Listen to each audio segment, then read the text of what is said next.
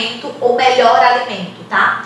Tudo depende. Depende de quê, Andresa?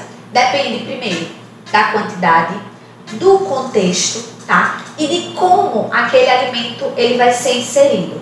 Então, se tem uma das coisas que eu mais prego e que desde o início, né, eu trabalho com isso, é justamente o combate a esse terrorismo alimentar. Por muito tempo a nutrição ela foi estigmatizada de uma maneira ruim, em que de fato as pessoas achavam que o nutricionista ele era um fiscal da alimentação.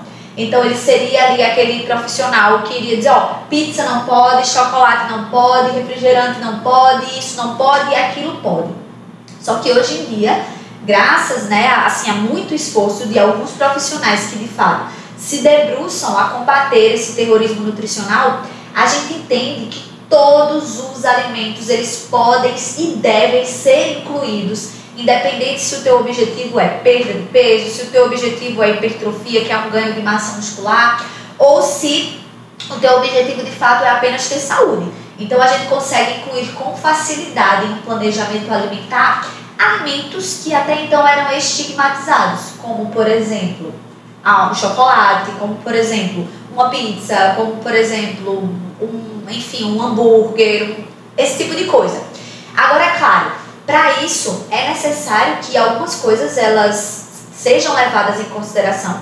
Então, primeira coisa é a base. Se aquela base, né, daquele indivíduo, aquela base alimentar for saudável, não é de fato um alimento isolado que vai definir os resultados dele.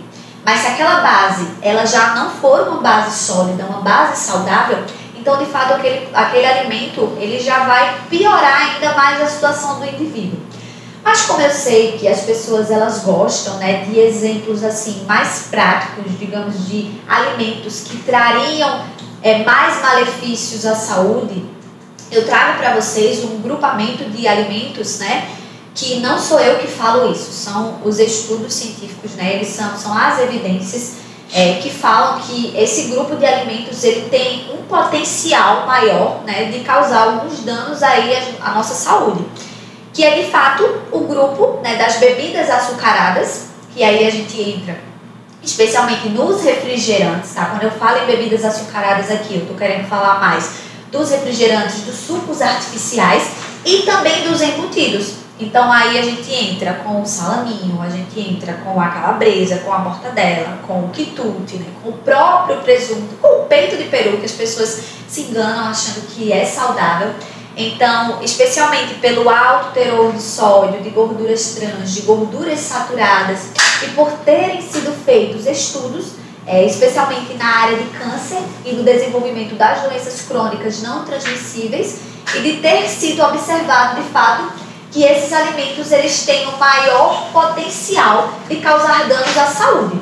Mas isso não quer dizer que esses alimentos não possam ser incluídos em uma rotina saudável, desde que seja determinada a quantidade e a frequência e o contexto em que esses alimentos sejam inseridos. Tá bom, Nutri. Nutri responde hoje, viu?